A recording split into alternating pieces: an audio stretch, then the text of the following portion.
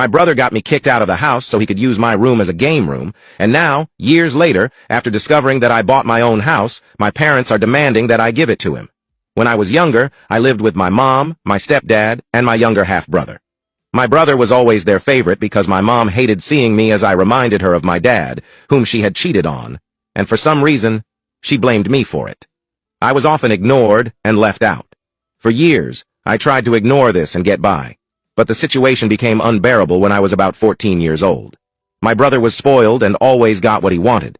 He was really into video games, and over time, he started complaining that the house didn't have enough space for him to have his own game room, something he had seen somewhere and now wanted. My parents then started hinting that I should leave the house so my brother could use my room as his game room.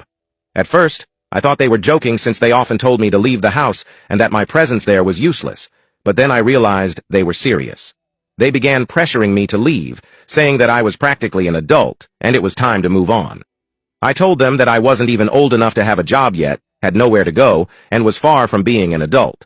But as time passed, they decided it was time for me to go, and one day I came home from school to find all my belongings thrown on the sidewalk.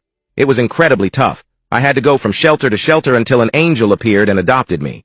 She was a police officer who lived near the shelter where I stayed the most, and we got to know each other. A few months later, she took me to live with her and eventually adopted me. Honestly, if it weren't for her, I don't know how I would have managed to move forward. Years went by and I did my best to move on. I worked hard, studied, and saved enough money to buy my own house with my own business.